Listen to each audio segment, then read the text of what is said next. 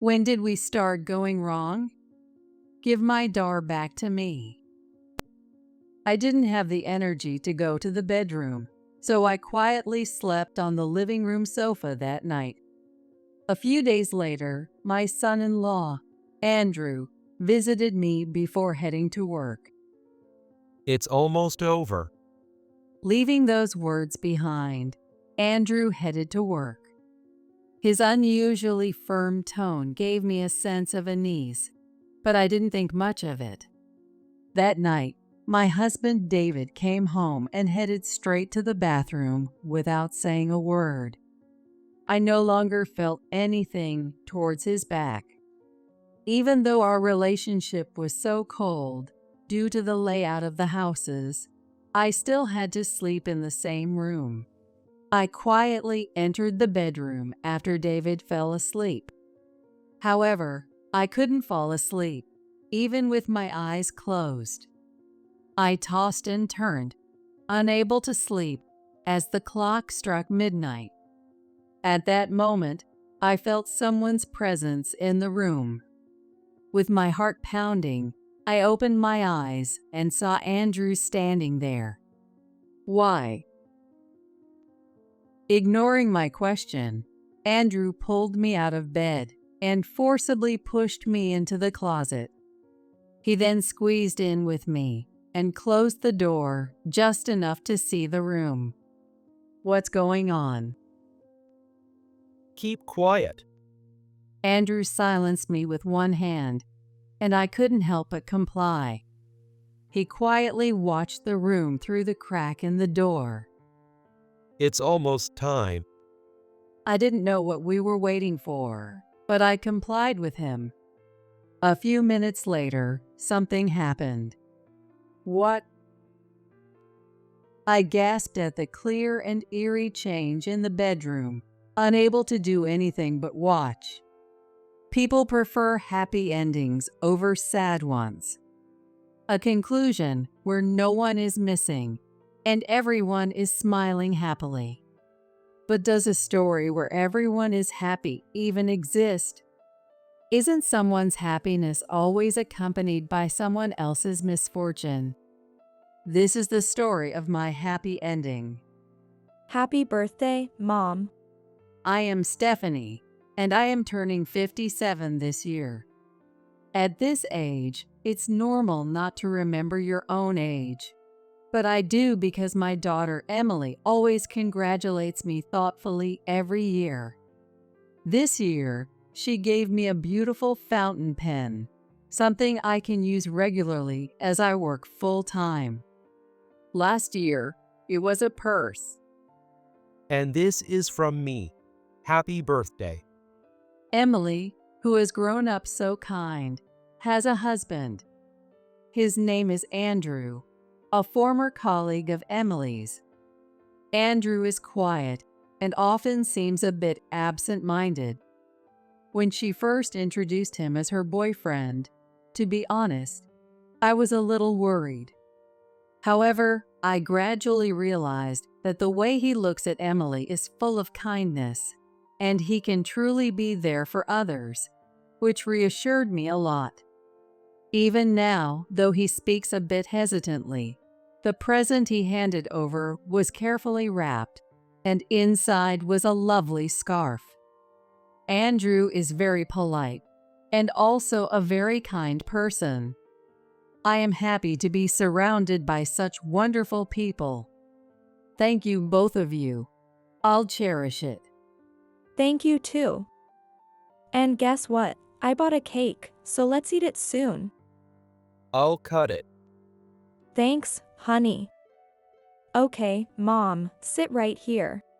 The cake was neatly divided into 4 pieces. Yes, we are not a family of 3.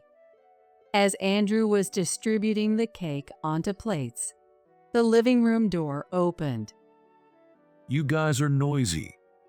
Dad. Hi. It's Mom's birthday today. Oh, is it? Do you have a piece for me too? Yes. Here you go. Keep it down. I'm going to sleep soon. Taking the cake from Andrew, my husband, David, went straight to the bedroom without looking at me or Emily. What was that? Not even a happy birthday to Mom. Well, it can't be helped. It's been like this for years. I don't mind anymore. David used to be a very kind person. We had promised to be good parents together and had Emily. At first, I thought David was trying to be a good father too. He would rush to Emily before I could when she cried and would bring home toys almost every day. But raising a child, for better or worse, takes up a lot of time. David started prioritizing his desires over spending time with Emily. As a result, young Emily didn't become very attached to David. Perhaps because he didn't like that, David began to avoid spending time with Emily even more, eventually only coming home to sleep.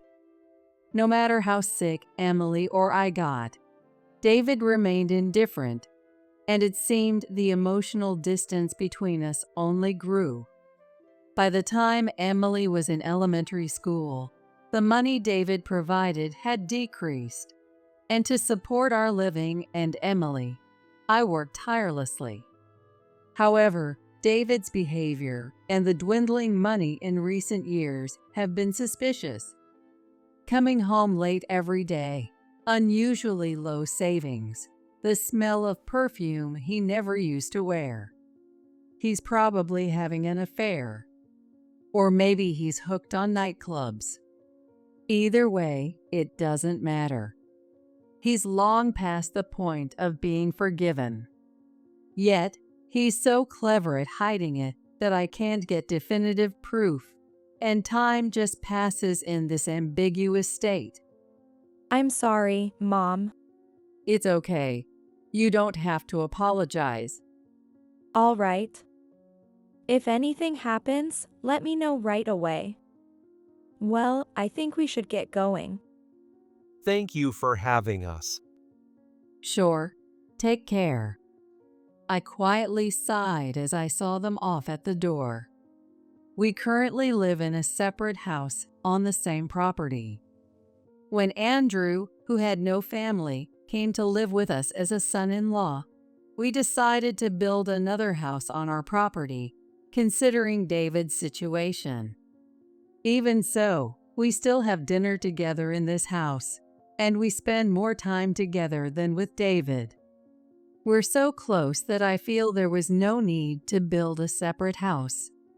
To me, they are my family, and I plan to continue living with the three of us somehow.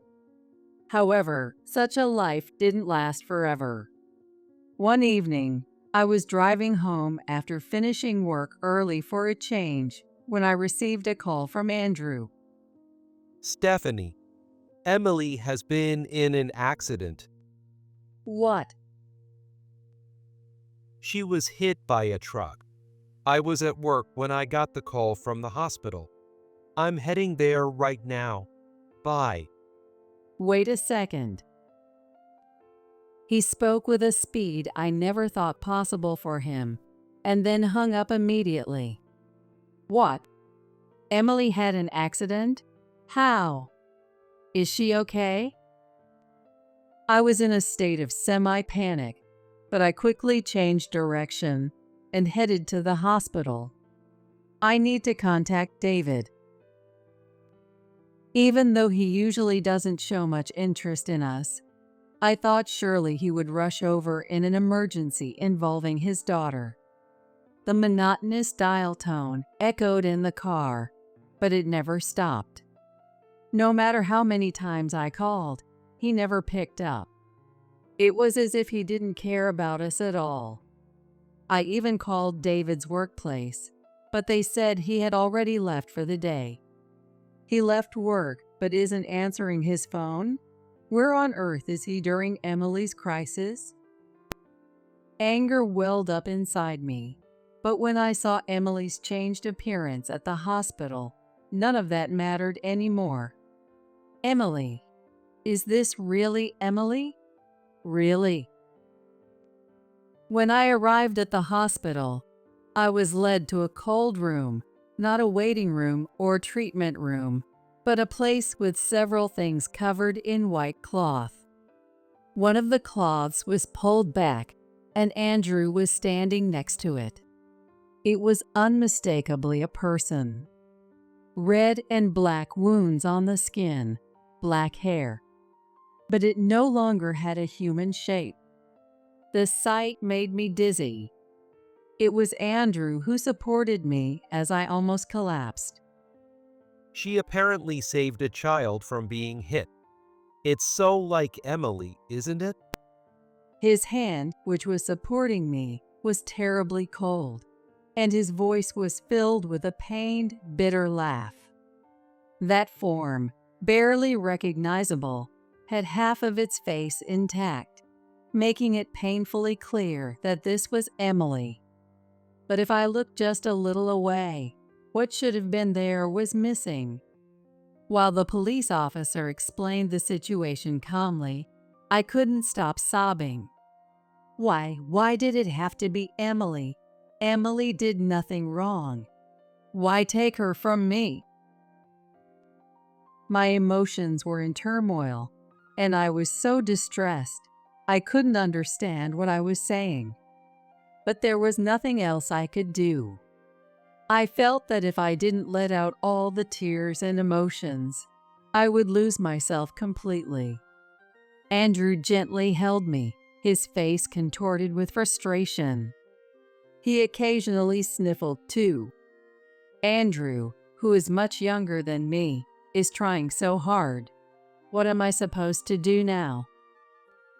Everything felt meaningless. What happened next was over in a flash. The police investigation found no foul play. It was just an accident, and Emily was hailed as a hero for saving the child. The funeral was incredibly large, and it was quite a challenge. As her mother, it made me a bit happy to realize just how many people admired Emily. Andrew seemed to feel the same, looking somewhat proud. However, during the funeral, there was no word from David. I informed him of the situation only after everything was over. I called you multiple times, you know? I spoke to him as he silently walked in through the front door. David looked a bit surprised as he turned to face me since I hardly ever spoke to him. There were traces of bright red lipstick around his mouth, which made me feel disgusted. What did you want? What were you doing? Work. Don't answer a question with a question. So, what did you want? I called his workplace again, and they told me David had taken a few days off. Work? Don't make me laugh. But I no longer had the energy to say that. Emily was in a car accident. We had her funeral yesterday. I see. That's unfortunate. It felt like a blow to the head. What kind of father talks about his daughter's accident as if it were someone else's problem? No sign of sadness or distress. Shouldn't he be more upset? Yes, very unfortunate. So, what were you doing during Emily's emergency? I told you work. It's unfortunate about Emily, but I was working. Don't make me repeat myself. David said that in an irritated tone and disappeared into the bedroom. My hands clenched on my lap. I'm so frustrated. David's behavior showed he felt nothing, even after Emily was gone. And more than anything, I was angry at myself for not being able to say anything back to him. How did it come to this? When did we go wrong? Give me back Emily. I didn't have the energy to go to the bedroom that day, so I quietly fell asleep on the living room sofa with my bad feelings swirling inside me. Since then, The days David came home have clearly decreased. Tonight, it's just Andrew and me having dinner together. The table, full of empty seats, has no smiles. Only a lonely feeling lingers there with a heavy atmosphere. Since then, I haven't been able to do anything and am currently on an extended leave from work. Even at home, I don't do anything, just stare at photos of Emily. Seeing me like this, Andrew often helps with the housework. He frequently expresses concern, but I can only give vague responses each time. I feel a bit sorry for him, but I didn't want to think about anything for a while. Andrew sometimes mumbles as if he's talking to someone, but even that doesn't matter to me. One day, Andrew visited my house before heading to work. In the morning, he's usually busy getting ready, so he typically comes in the evening. What happened? What's wrong? It's almost over. What's almost over? Before I could ask, Andrew had already left for work. His unusually firm tone gave me a slight sense of unease.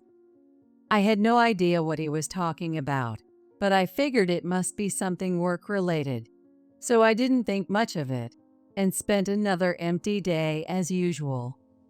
That night, for the first time in a while, David came home. He said nothing and headed straight to the bathroom, leaving me with no feelings toward him anymore. Still, due to the layout of the house, I had to sleep in the same room. I quietly entered the bedroom after David had fallen asleep, but I couldn't fall asleep, even with my eyes closed. I tossed and turned, unable to sleep, as the clock struck midnight. At that moment, I felt someone's presence in the room. Wondering what was happening, I opened my eyes and saw Andrew standing there. "Why are you here?" Ignoring my question, Andrew pulled me out of bed and forced me into the closet. He then squeezed in with me, closing the door just enough so we could still see the room. The closet was cramped and stifling with both of us inside. "What's going on all of a sudden?" Keep quiet. Andrew silenced me with one hand, and I couldn't help but comply. He quietly watched the room through the crack in the door. It's almost time. Not knowing what we were waiting for, I complied with him. The room gradually became misty and white. The previously stifling closet air turned icy cold. The mist gathered around David's pillow and slowly took the shape of a woman. What? I recognized that figure immediately. It was Emily. Though not a clear image, I knew it was her. This mist was definitely Emily. As I almost gasped, Andrew covered my mouth with his hand. Emily was muttering something beside David, and as she did, he seemed to be more and more tormented. It looked like she was performing a ritual to make him suffer. Watching it, I felt short of breath and broke into a cold sweat. This went on for a while, and just when Emily stopped moving, she suddenly dissipated and vanished into thin air. The suddenness left me completely confused. David was no longer tormented, but his forehead was drenched in an abnormal amount of sweat, proving that what I had seen was not a hallucination. I turned to Andrew for an explanation. Not here. We left the closet and headed to the living room. That was Emily, wasn't it? Yes, it was Emily. Or more accurately, something like her lingering thoughts. Lingering thoughts. Yes, when someone leaves something unfinished in reality, they can linger like that. How do you know that? I've been able to see things like that since I was a kid. Andrew explained that he had always had strong spiritual sensitivity and could see things in daily life that others couldn't. This often made his days exhausting, and he apologized for sometimes seeming distant because of it. Apparently, Emily knew about this and was even more drawn to Andrew because of it. It truly felt like something Emily would do. She was always such a curious and fascinated child. I avoided people because I thought they'd find me creepy for having this ability. But Emily accepted me. So, I decided to stay by her side forever. Andrew looked nostalgically into the empty space. There was nothing there, but I knew Emily must be there, even if I couldn't see her. I had never believed in ghosts much before, but after witnessing what I had just seen, I couldn't help but believe. When Emily was gone, I couldn't sleep at all that night. But I felt her presence. At that time, I couldn't see her clearly yet. I see. But after a while, I started seeing her clearly. Now, we can even talk. The times when Andrew seemed to be talking to someone, it was with Emily, whose thoughts had lingered here. It's not just watching over, but actually talking to her. I can talk to Emily again, who I thought I'd never speak to again. But no matter how hard I looked, I couldn't see Emily. I was very envious of Andrew's ability. Did Emily say anything? The first thing she did was apologize. She said she was sorry for leaving so suddenly. Emily, it's not your fault. You did nothing wrong. You are a hero who saved a child. She was very worried about you, Stephanie. She wanted you to recover soon. There was no way I could recover. Emily was everything to me. She was my reason for living, my only family. And she was very angry at David. That's why she acted like that tonight, to express her anger. I'm sorry for scaring you. I see. But why did you put me in the closet? Honestly, spirits and lingering thoughts are unpredictable. I was worried that Emily's negative emotions might affect you. I understand. It did feel a bit suffocating. Did Emily have something to do with David coming home suddenly today? Yes, Emily did something. I'm not sure about the details, but spirits are mysterious, aren't they? Andrew shrugged his shoulders. I had many thoughts about David and always wanted to confront him. Maybe now is the perfect chance. It's time to settle things in this broken family. Andrew, do you have time tomorrow? What? Oh, yes, I think so. Let's put an end to this. I want to have a proper talk with David. Do you think Emily will join us? She's nodding and smiling widely. She probably has a plan, though I don't know what it is. That's a reassuring ally. Well, let's get some sleep now. All right. Oh, and one more thing. Emily really cares about you, Stephanie. So please, don't overdo it. I understand. Good night. Andrew, and probably Emily too, went back home. I didn't want to return to the bedroom, so I lay down on the living room sofa. Unlike earlier, I quickly fell into a deep sleep. Despite the uncomfortable sofa, it was the best sleep I had in a long time. The chirping of birds woke me up. Pleasant sunlight streamed in through the gap in the curtains. making it a very pleasant morning. As I sat there for a while, lost in thought, I suddenly heard a scream from the bedroom and the sound of heavy footsteps running. Stephanie, I was wrong. I've been cheating all this time. I'm sorry. Please forgive me. David burst into the living room and immediately apologized with great urgency. I was stunned by the suddenness, but I guessed that Emily must have said something to him in his dream. Why did you do it? After Emily was born, you were always focused on her. At first, I was just messing around to get back at you, but then it got out of hand. I see. I'm really sorry now. I'll never do it again. Emily made me realize. Let's start over as a couple. David's voice was on the verge of tears. A grown man, crying and pleading over his own mistakes, was pathetic. It's too late. A man who was cheating even at the end of Emily's life. Do you think I could ever forgive that? My voice came out colder than I had imagined as I responded to David's pleading. David flinched, surprised by my coldness. But if only you hadn't been so focused on Emily and ignoring me.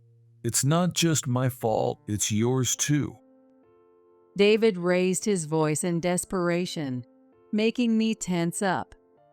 At that moment, the front door opened, and Andrew walked in. Seeing him, or rather the empty space to his left behind him, David started to shake. Oh, so you can see her, David. Emily, no, it's not like that. I never stopped caring about you. I was just lonely. I wanted to attend your funeral. I really did. David desperately tried to explain, but he was speaking to empty air. Yet, I knew Emily was there.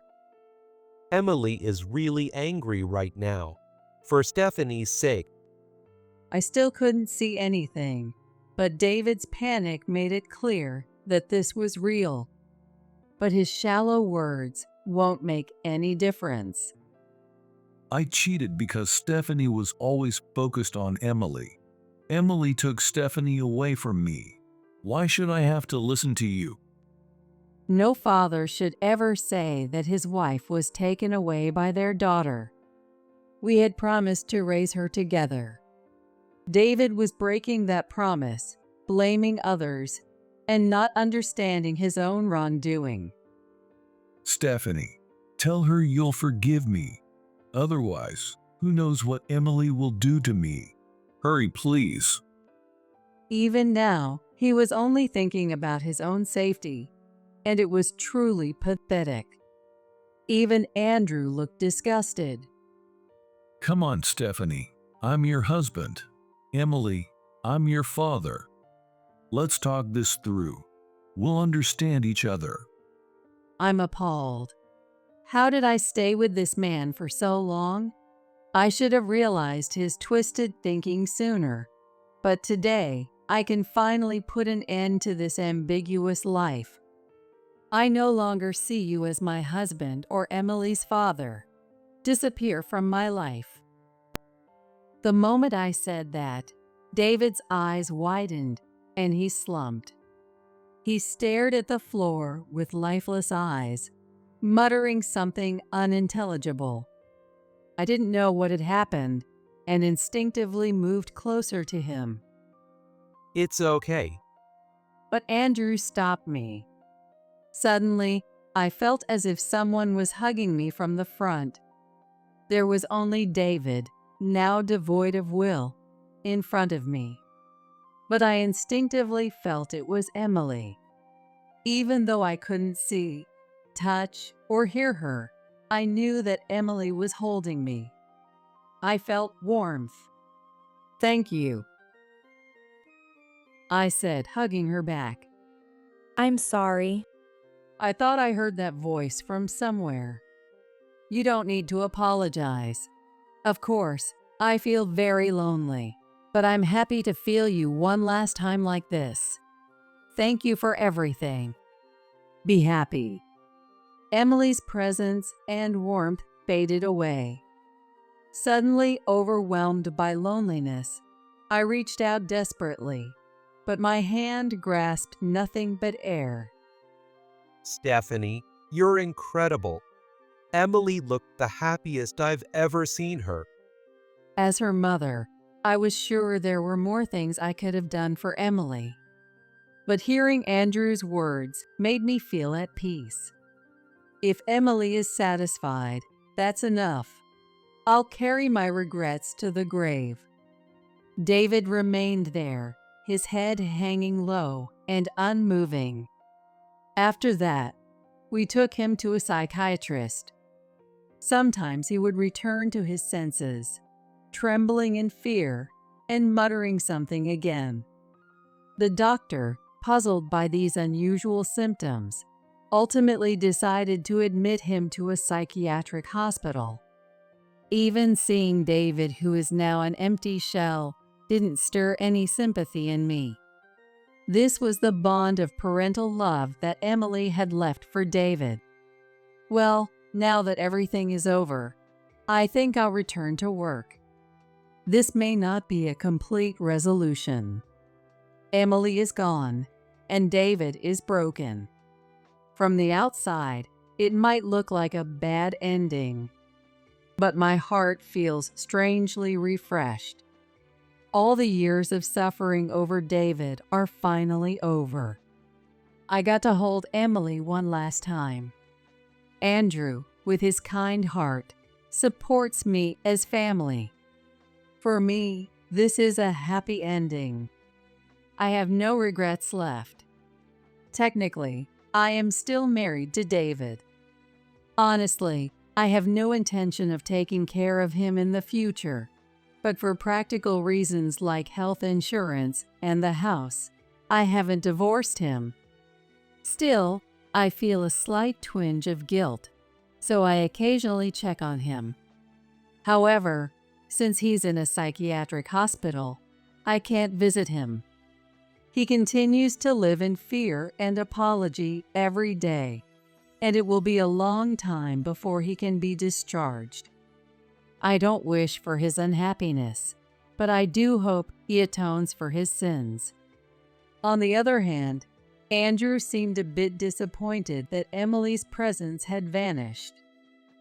I can't see Emily anymore, but I'm glad to see you looking much brighter, Stephanie. He truly is an endearing person. We once talked about our future. Andrew, you don't have to worry about me anymore. You're free to live your life. There's no need for you to stay in this house.